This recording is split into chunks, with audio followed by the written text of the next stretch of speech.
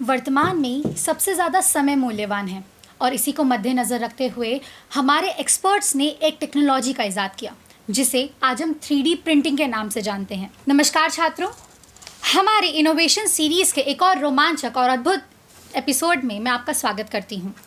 आज हम 3D printing technology की अद्भुत दुनिया में प्रवेश करेंगे जो नए और मॉडर्न आइडियाज़ का एक रिवॉल्यूशनरी टूल है। आज हमारे साथ हैं doctor Rajesh Singh sir, director research and innovation Uttaranchal university. आपके बारे में बताना चाहूँगी कि आपके 500 से अधिक IPR अब तक दाखिल किए हैं। 10 से ज़्यादा अधिक छात्रों ने आपके समक्ष अपनी PhD पूरी की है। He has received award of excellence for research and innovation in science conferred by state minister Uttarakhand 2024। आप 3D प्रिंटिंग एंड प्रोटोटाइप के एक्सपर्ट हैं। इन्होंने कई छात्रों को अपनी कल्पनाओं को साकार करने में मदद की है। आइए जानते हैं ये तकनीक आपके इनोवेशन की जर्नी में कैसे मददगार हो सकती है। चलिए आज के एपिसोड के लिए पहले सेगमेंट में बढ़ते हैं जो कि है 3D प्रिंटिंग क्या है।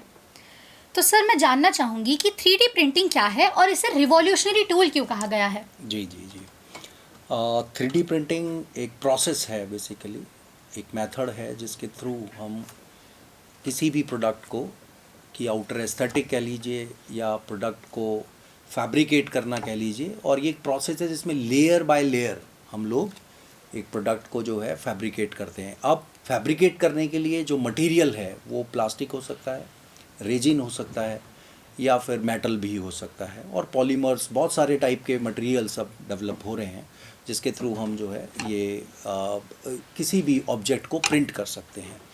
तो जैसे कि आप जानते हैं कि ये रिवोल्यूशनरी क्यों है, क्योंकि पहले क्या था, आज से 10 साल पहले हम कोई भी प्रोडक्ट डिज़ाइन करते थे तो उसके लिए मोल्ड डिज़ाइन करना होता था, और मोल्ड डिज़ाइन करने का मीन्स है कि वो बहुत ही महंगा प्रोसेस है, क्योंकि एक मोल्ड आप बनाते हैं तो उस मोल्ड में कि आपको 1000-2000 मतलब इनिशियली बहुत बड़ी कॉस्ट पे करनी होती है।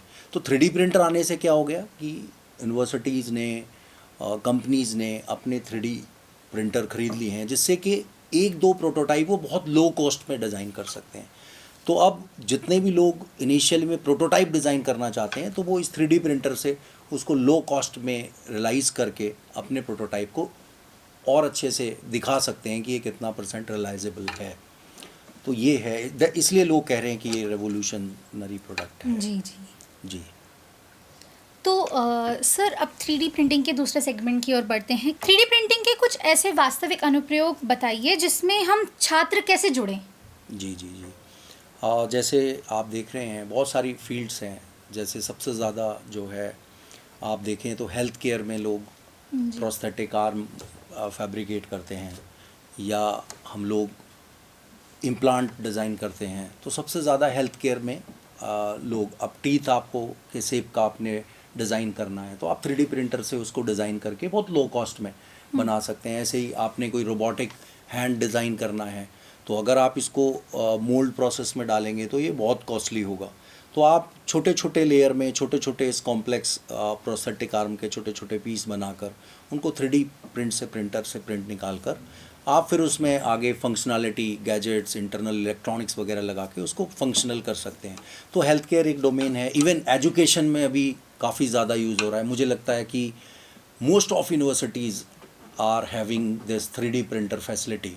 हाँ, एग्रीड है कि साइज़ डिफरेंट हो सकते हैं, कि आपका प्रोडक्ट का जो साइज़ है, ऑब्जेक्ट का जो साइज़ है वो कितना बड़ा है, और उसके हिसाब से लोगों ने अपनी अपनी डिमांड के हिसाब से वो बेड साइज़ जो होता है 3D प्रिंटर का वो उस तरीके से लिया हुआ है।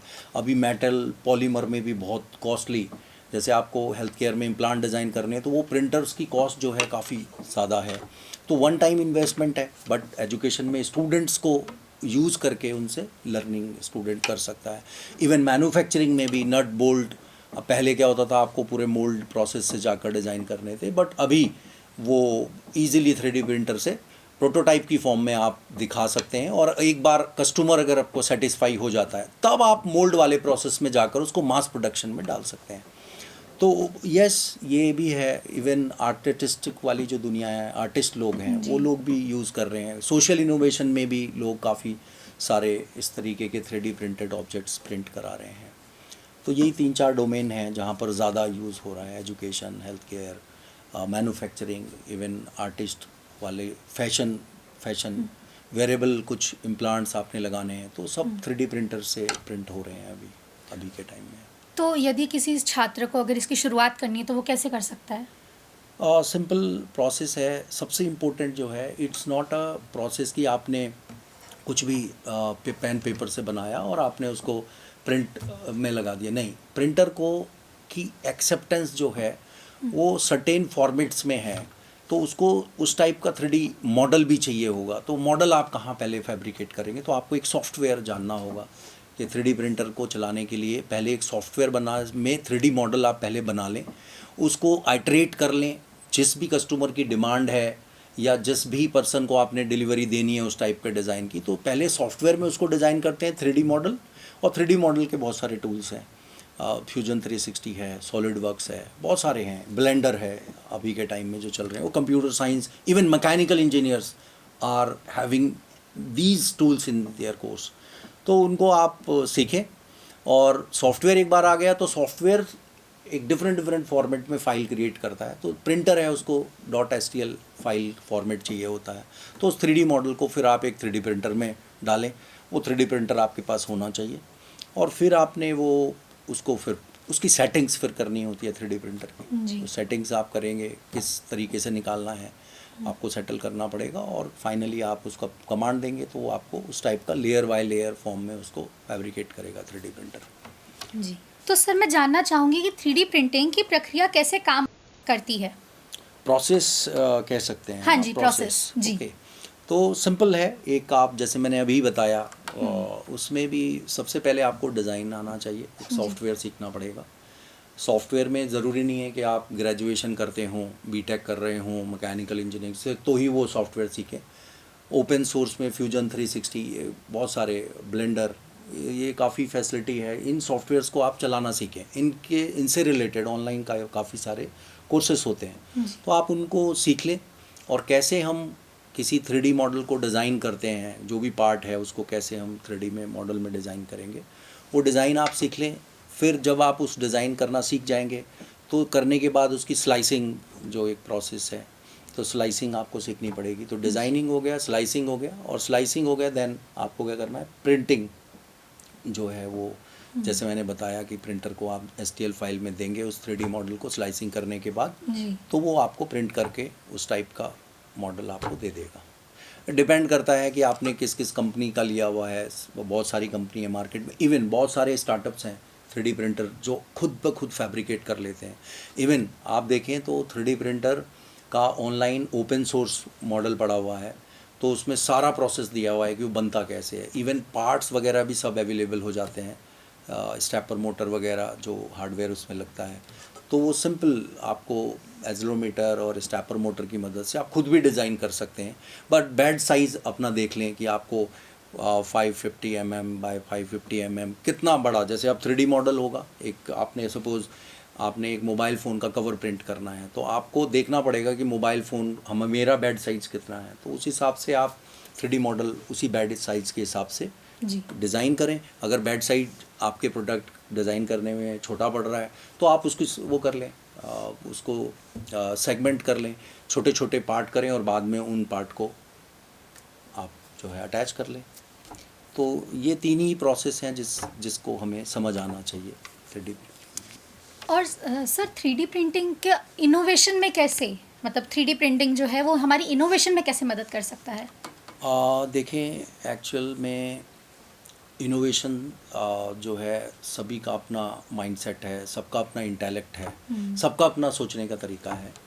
तो सबसे इम्पोर्टेंट जो है पहला पार्ट यही है कि आप जो भी प्रॉब्लम सोसाइटी से रिलेटेड सोच रहे हैं उस प्रॉब्लम को पहले आइडेंटिफाई करें। आइडेंटिफाई करने के बाद आप उस प्रॉब्लम को से रिलेटेड जो भी प्रोटोटाइप आपने डिज़ाइन करना है उस प्रोटोटाइप को डॉक्यूमेंट कर लें। क्योंकि documentation is the first deal, जो मैं सभी टॉक्स में कहता हूँ कि अगर आप किसी भी प्रोडक्ट को फैब्रिकेट कर रहे हैं, अगर आप उसका डॉक्यूमेंटेशन कर लेते हैं तो आई थिंक 40-50% आप उसकी कॉम्प्लेक्सिटी उस प्रोडक्ट की अचीव कर लेंगे, पता चल जाएगी आपको।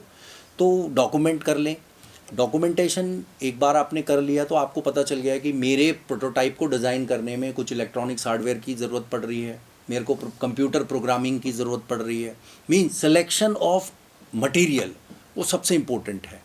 कुछ नॉन फंक्शनल प्रोटोटाइप भी बनते हैं। मान लिया आप एक टीथ इम्प्लांट डिज़ाइन कर रहे हैं या कोई बॉडी में कुछ आप सपोज ज्वेलरी में कुछ प्रोडक्ट डिज़ाइन कर रहे हैं, तो क्या हो सकता है वो प्रोडक्ट 3D प्रिंटर से, अगर वो नॉन फंक्शनल है तो आप 3D प्रिंटर से सीधे डिज़ाइन कर लो, बट अगर वो फंक्शनल करना है आपको तो उसके अंदर कुछ हार्डवेयर जो कि इलेक्ट्रॉनिक्स से बनेगा, चिप से बनेगा, पीसीबी डिज़ाइन करके बनेगा, तो उसको पहले डिज़ाइन कर लें और फिर जाकर उस हार्डवेयर को, आउटर एस्थेटिक को तब सोचें। क्योंकि ये हार्डवेयर क्या होगा, आपने देखा होगा डोरबेल है, इलेक्ट्रॉनिक्स डोरबेल जो आप देखते हैं, वायरलेस वाली आज के टाइम में आई हुई है, तो बाहर से तो आपको एक स्विच सा दिखाई दे रहा है कि आप उसको प्रेस कर रहे हैं, लेकिन अगर आप उसको खोल कर देखें तो उसके अंदर एक इलेक्ट्रॉनिक सर्किटरी भी होती है। तो आपको पहले अपने प्रोटोटाइप में क्या क्या मटेरियल की ज़रूरत है, अगर इलेक्ट्रॉनिक्स हार्डवेयर है तो उसको डिज़ाइन करें और उसको फिट करने के लिए देन उसके बाद उसकी आउटर एस्थेटिक की डायमेंशंस उस हार्डवेयर के अकॉर्डिंग ले। आपको हो सकता है कल अपने प्रोटोटाइप में डिस्प्ले भी लगाना हो, तो वो डिस्प्ले तो बाहर दिखना चाहिए उस प्रोटोटाइप के, उस बॉक्स के, या जो भी पैकेजिंग आप बनाओगे, तो उसके हिसाब से आप जो है 3D मॉडल डिज़ाइन करेंगे 3D प्रिंटर का, और तब जाकर आप फाइनल मटेरियल डिज़ाइन करने के सिलेक्शन करने के बाद तब आप 3D प्रिंटर वाले प्रोसेस में जाएं, उसकी आउटर एस्थेटिक डिज़ाइन करें, और एक बार कर लिया तो फिर उस प्रोडक्ट को आप मार्केट में पिच करें।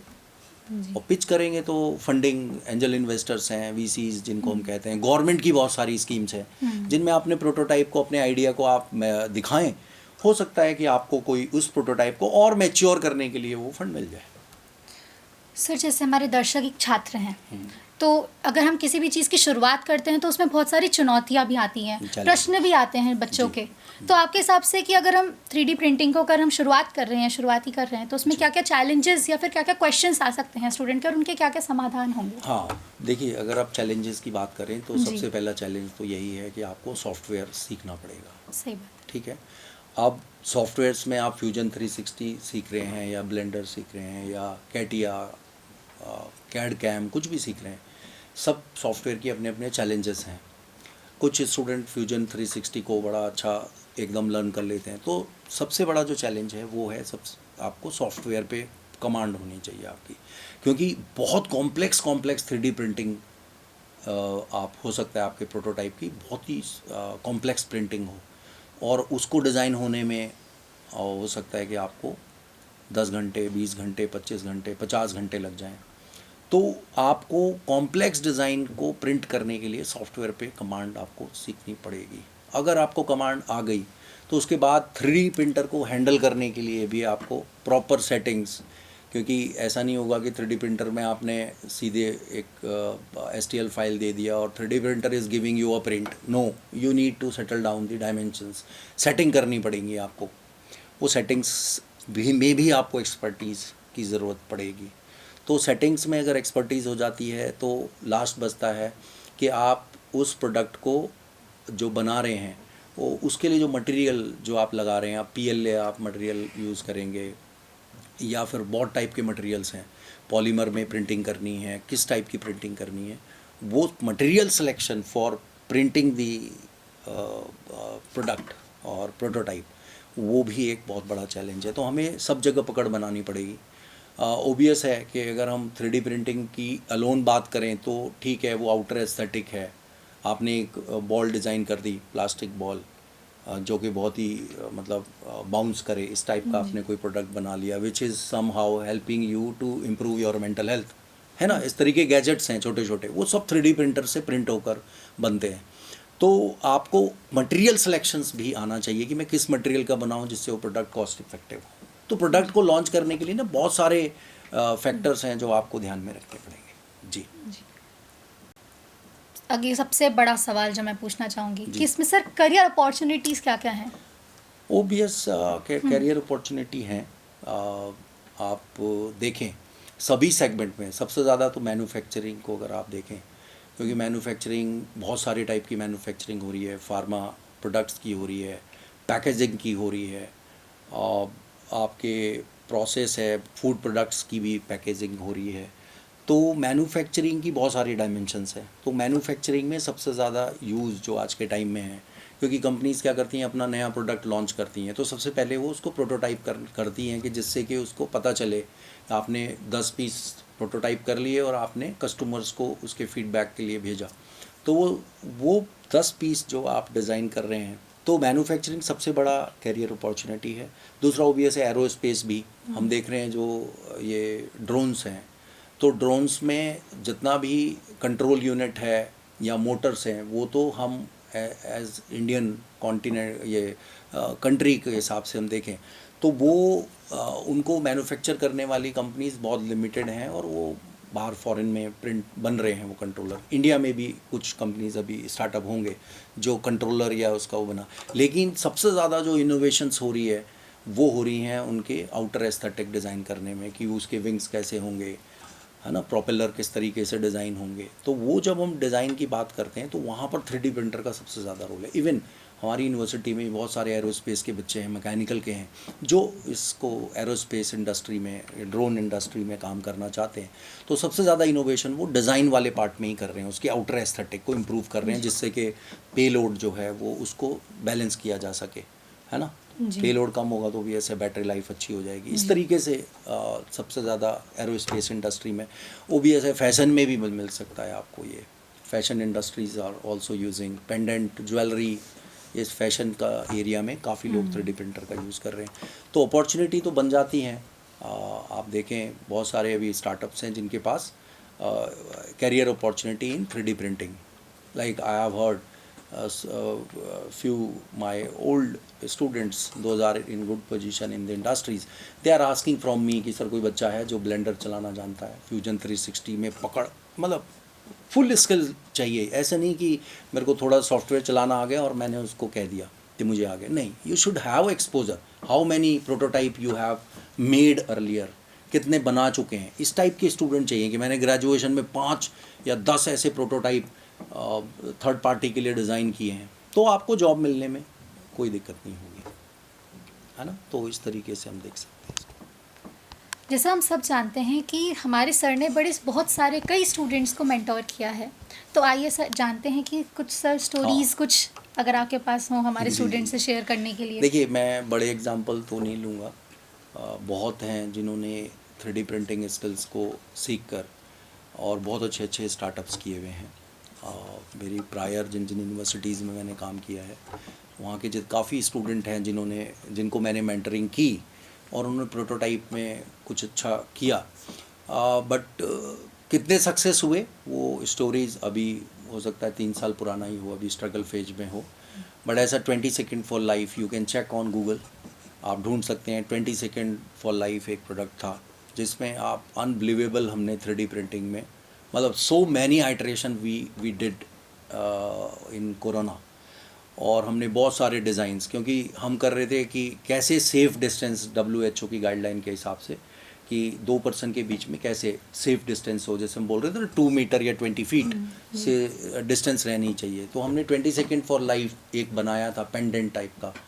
तो उस पेंडेंट के डिज़ाइन में हमने कम से कम 20 आइटरेशंस किए, और इसी तरीके से एक प्रोडक्ट हमने और बनाया, ताली दे, which is for taking the admiration of audience को चेक करने के लिए। एक ताली दे एक डिवाइस हमारा, ये गूगल पे मिल जाएंगी। प्रथम आपको एक रोबोट हमने डिज़ाइन किया था, वो भी आपको मिल जाएगा। एकाग्र एक रोबोट था। तो ऐसे अगर आप ढूंढेंगे तो the prototype which is made by us in last 5-6 years, तो ऐसे सक्सेस स्टोरीज़ आपको मिल जाएंगी।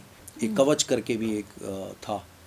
तो social distancing, 20 second for life, इस तरीके के हमने काफ़ी सारे प्रोटोटाइप डिज़ाइन किए, जिसमें इलेक्ट्रॉनिक गैजेट हार्डवेयर बहुत कम था, बट जो आउटर एस्थेटिक में कॉम्प्लेक्सिटी थी, क्योंकि उसको वेयरिंग वेट कम होना चाहिए, डिज़ाइन अपील्ड होना चाहिए, सामने वाला देखे तो बोले वाह क्या है, मैं इसको ख़रीदूँगा, चाहे वो उसके लिए ना ख़रीदे, उससे कोई सेफ़ हो ना हो, बट उसको डिज़ाइन बहुत सुंदर चाहिए था। तो उसको देखते हुए बहुत सारे आइटरेशंस हमने किए। तो ऐसी स्टोरीज़ हैं, but in terms of successful startup वो हैं, कम है। बट प्रोटोटाइप फेज में जाने वाले बहुत सारे स्टूडेंट्स ने ये किया है पहले। बहुत खूब, ये तो बहुत ही बड़ी बात है। तो सर मैं आगे पूछना चाहूँगी कि सर 3D प्रिंटिंग के बारे में अगर किसी को अधिक जानना है जी। तो वो कहाँ से, इसके रिसोर्सेज क्या क्या हो सकते हैं? देखिए, अभी मुझे लगता है कि जो जनरेशन है और अभी जिन जनरेशन को हम पढ़ा रहे हैं और ये जो आपका सेशन है, ये उन बच्चों के लिए हो सकता है वो 5 साल 10 साल के बाद ग्रेजुएशन में आ रहा हो, या 5 साल बाद आ रहा हो, या 3 साल बाद। तो ये जनरेशन बहुत एडवांस है। मुझे लगता है कि रिसोर्सेस आपके ऑनलाइन गूगल पर जाकर, गूगल यूट्यूब्स पर जाकर बहुत सारे रिसोर्सेस आपको 3D, और 3D printing is now fully matured in India. अब वो बात नहीं है, क्योंकि बहुत पुराना वो हो गया, टेक्निक्स हो गई 10 12 15 साल, और टेक्नोलॉजी रैपिडली इवॉल्विंग। तो जो 10 साल पहले से चल रहा है और अब फुल्ली मैच्योर्ड है, तो आप ऑनलाइन में गूगल पर जाकर आप सर्च करेंगे तो पूरा आपको सोर्स कोड के साथ 3D प्रिंटर डिज़ाइन करना सीखना है, वो मिल जाएगा। 3D प्रिंटर को चलाने के लिए बहुत सारे ट्यूटोरियल्स आपको मिल जाएंगे। तो आई थिंक वहाँ से हम ऑनलाइन रिसोर्सेज ढूंढ कर, देख कर वहाँ से सीख सकते हैं। और इवन IITs एंड NITs, हमारे prestigious institute also conducting courses on printing, 3D printing and learning the softwares which is useful for 3D printing. तो इस तरीके से हम सर्च कर सकते हैं ऑनलाइन भी सब। जी। या thank you so much sir. आशा करती हूँ हमारे छात्रों को भी बहुत ज़्यादा जानकारी मिली होगी, वह और ज़्यादा सीखे होंगे 3D प्रिंटिंग के बारे में। जी जी। तो तब तक के लिए मैं आप सभी का धन्यवाद करती हूँ कि आप सब यहाँ पर हमारे साथ इतनी देर तक रहें। कौन जानता है कि छोटी शुरुआत करें, प्रयोग करें, और कौन जानता है कि आप अगले इनोवेटर ही बन सकते हैं। हम अगले एपिसोड में डिज़ाइनिंग थिंकिंग और प्रोटोटाइप के बारे में बात करेंगे। और तब तक के लिए अपना ख्याल रखिए और बनाते रहिए। शुक्रिया।